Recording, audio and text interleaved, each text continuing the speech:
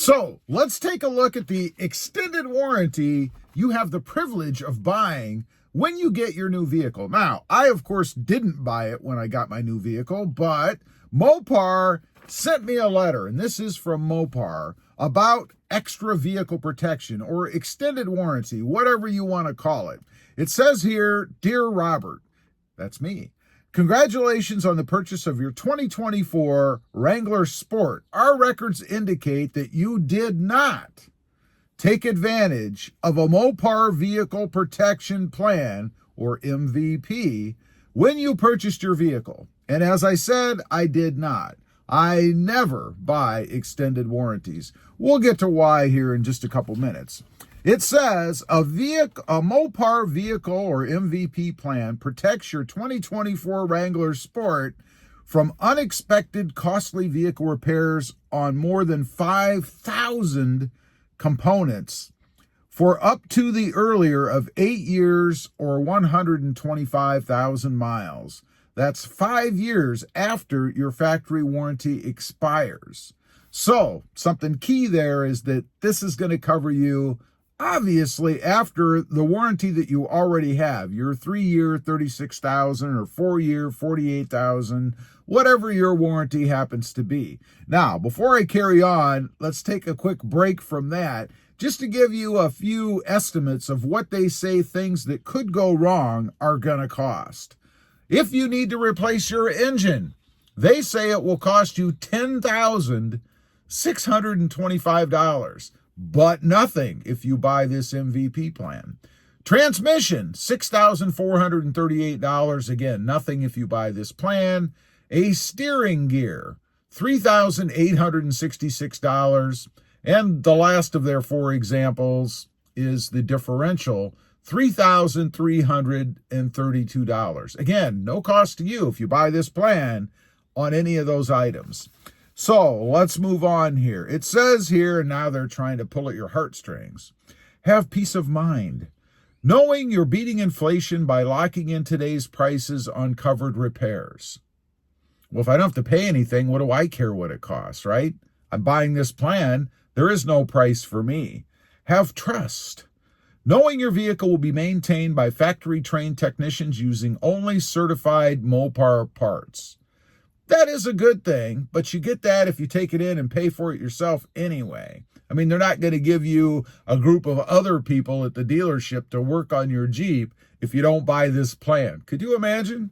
Lastly, have confidence, knowing you will be covered for many winters to come. I don't know what winter has to do with this. What about spring, fall, and summer? I don't know. Then, in a big blue block on here, it says, avoid expensive repair costs for up to 8 years or 125,000 miles. With a zero deductible option, that means you're going to pay more if you want that option. You could pay nothing on future covered repairs for the life of your plan. Drive a lot? Ask about our 5, 6, and 7-year unlimited mileage plans. They got all kinds of stuff for you here. It goes on to say, right now you are enjoying the security that comes with your 3-year or 36,000-mile basic warranty coverage, whichever comes first. So it is 3 years, 36,000 miles. Extend that security with Mopar Vehicle Protection, allowing you to avoid surprise and potentially expensive vehicle repairs on the road. Now, there are some added features and benefits they state here. Sign and go, roadside assistance. So apparently if you have a problem, you just sign and take off. Towing allowance. Now, what I don't like about this is it is an allowance. It means that it may not be fully covered. I don't like that. It should be full towing no matter what the price is, right? Car rental allowance. So this I can understand a little bit, sort of. I mean, if you go in and you say, I want to rent a Ferrari, well, obviously they're not going to cover all of that. However, they should cover at least an equivalent, I would think, vehicle while yours is being repaired or towed or whatever is going on, especially for what you pay for these things. Key fob repair or replacement coverage. that's something that they know the price of, and they're somewhere between $200 and $400, depending on what version of Jeep you have. Trip interruption coverage.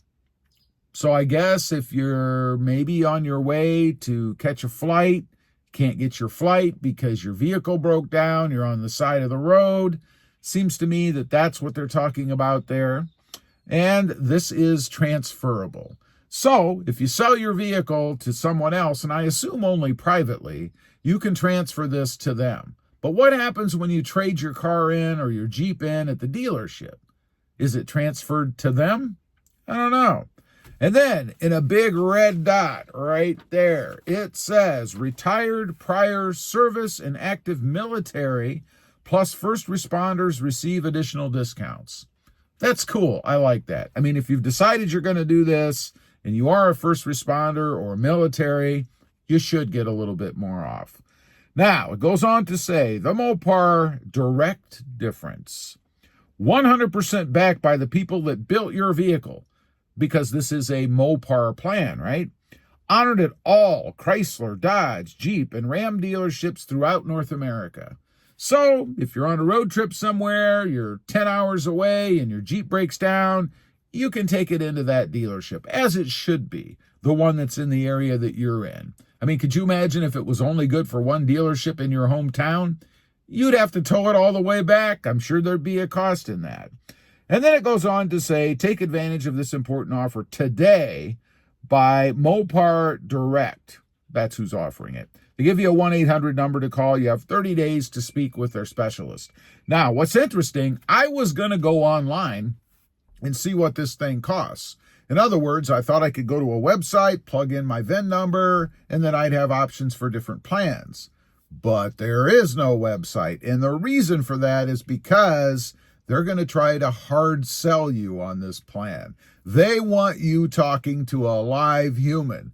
They don't want you sitting there seeing what the prices are on a website. And that's because pricing for these things usually ranges anywhere from a couple of grand on up to $5,000 or $6,000 if you go for like the Cadillac plan with every coverage you can get. It's insane. Now, at the bottom here, we do have a little bit of fine print. It says here, with a zero deductible, other deductible options available. So you can choose a different plan, maybe to save a little bit of money by paying some sort of a deductible. Actual costs will vary by vehicle, repair, and dealer location. So those costs they gave us up at the top up here for the transmission, differential, other things, they're just telling you that those prices can vary. Now, that's it. Notice, no fine print on the back, very little fine print on the front. I find that funny. Usually these things are just volumes of fine print, right? So why am I against them? Well, it depends on your own situation, right? I mean, if you trade off at 3 years or just before the warranty expires, you're already covered. You don't need any of this stuff. However, if you're going to keep the vehicle beyond the warranty period, and honestly, do you really know that 3 years before that period comes? I don't know. But if you are, then these may not be a bad thing to get because replacing the things they have on here are rather expensive. And I think the general rule of thumb is, for me, is can you afford to be able to repair these things out of pocket without hurting yourself financially? In other words, if on day 3 year and one, whatever that is, 365, you get it. On the day after it expires and the engine blows up, are you going to be able to replace that engine out of pocket? Or is it going to be a financial burden for you and maybe you can't do it anyway, you know? Or did you finance it for more than 3 years? Because at 3 years or 36,000 miles, your warranty's going to run out. You're still liable for payments on that vehicle. And if the engine blows up the day after your warranty expires, now you have a vehicle you can't drive. You've got to do something else. And you have to keep making payments. In the end, it's all up to you. And it's really about your level of tolerance when things go bad. Leave a comment. Let me know. You ever buy these things? Or do you just rip them up like I do and throw them in the trash? Thanks for watching. Stay safe out there. Bye.